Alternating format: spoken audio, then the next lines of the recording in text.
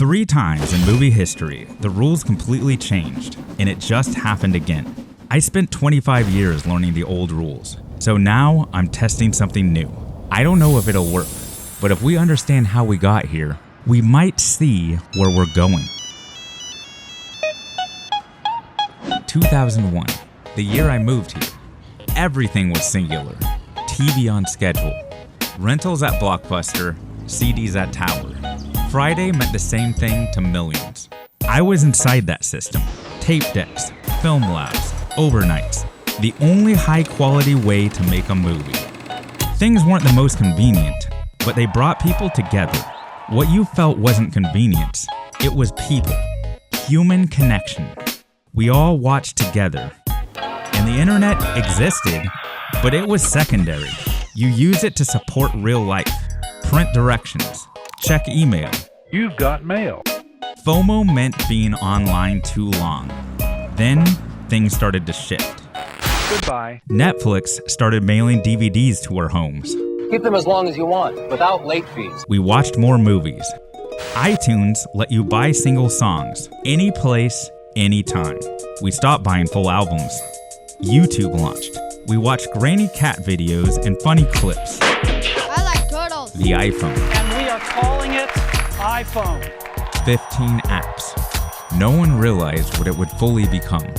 Alone, these all seem convenient, but not completely life-changing. Netflix added streaming. We started getting everything, instantly. The App Store. Our phones became everything. Instagram. We became the audience and the photographer. Every girl in the picture is locked into her phone. Cameras that shot like film for a fraction of the cost. It's a 4K camera that's accessible to a lot of people. Then, the algorithms. Our feeds became ours alone, perfectly aligned with our preferences. But these platforms weren't just giving us what we wanted. They were competing for something new. Our time. The business model shifted. It wasn't about selling us a product anymore. It was about keeping us scrolling so they could sell our attention to advertisers. If you want to make developers money, you put ads in the apps. Spotify. Every song, instantly.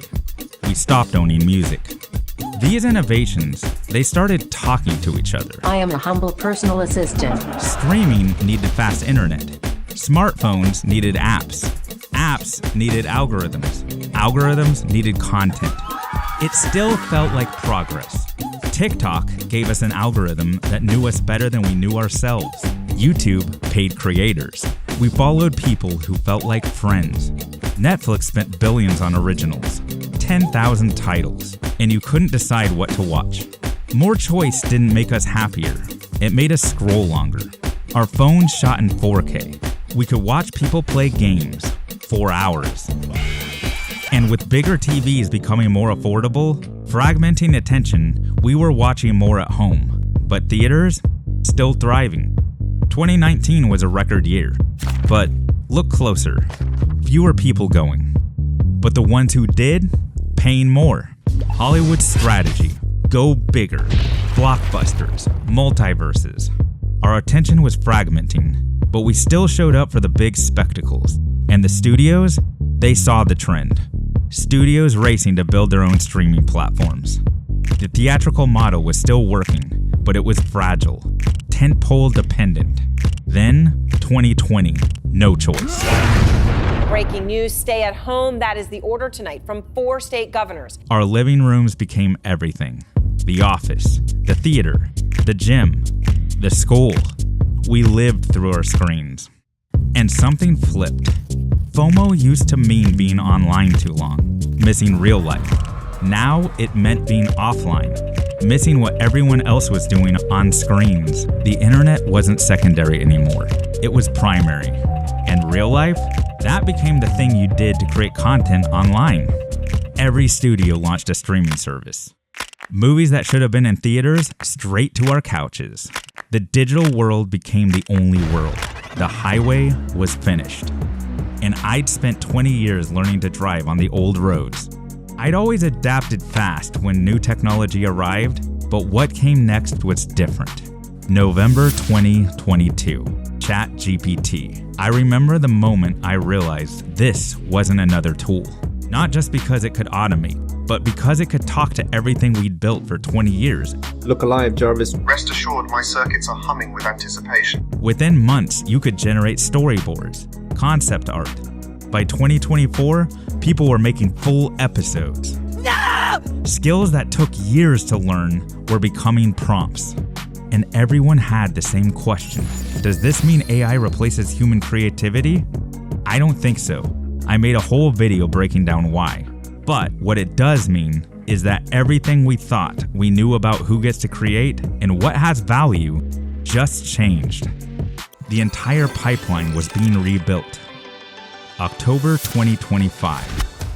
YouTube announced they were reorganizing around AI, entire company restructuring. And even before that, Tyler Perry halted an $800 million studio expansion. Adobe built their entire software suite around AI. These are just a few announcements we can see. There's a lot more that isn't even public yet. And everyone's asking the same questions. Where is this all going? And to what end? In Hollywood, box office struggling, while someone in their bedroom can make a show for almost nothing and reach millions. Over the last 25 years, the pieces were falling into place. The tools, the infrastructure, the audience shifting towards online. And now it's all clicked in place, the barrier to entry gone. What used to take studios millions now possible from anywhere. It's not just one thing, it's everything at once. 25 years of evolution, all converging now. So what comes next? I started responding to this shift over a year ago. Wrote a story, got into a fellowship, pushed myself as a writer. But the real answer came from something I heard years earlier. I was working at a TV network. One of the most successful executives gave a presentation. He showed us a pattern. Sitcoms with laugh tracks, then sincere dramas, then reality TV. Each time audiences wanted more realism. But then he put a question mark on the board. What comes after reality TV? It would have to be more real. And reality TV isn't very real. So the question becomes, what do you do in the middle of it? I spent the past year trying to answer that, and I realized it's not just about making videos. It's about using this moment to build what you couldn't build before. A franchise with world building, with mythology, with artifacts that build over time. What would Lucas, Zemeckis, or Spielberg do if they were starting today? I'm calling it the Glassbox franchise, a fantasy trilogy built completely in the open. Every decision, every draft, every milestone, visible. Character designs, scripts, new tech experiments, hand-drawn art, and 3D models. 25 years of craft meets tools that never existed before. What's more real than reality TV? I think it's this, not manufactured drama, actual creation. This case is empty now, but over the next year, you'll watch it fill up. Every video on this channel is another step in building this trilogy. I spent 25 years learning the old way. Turns out I was training for this. And if you're wondering why human creativity still matters in the age of AI, I made a whole video on that.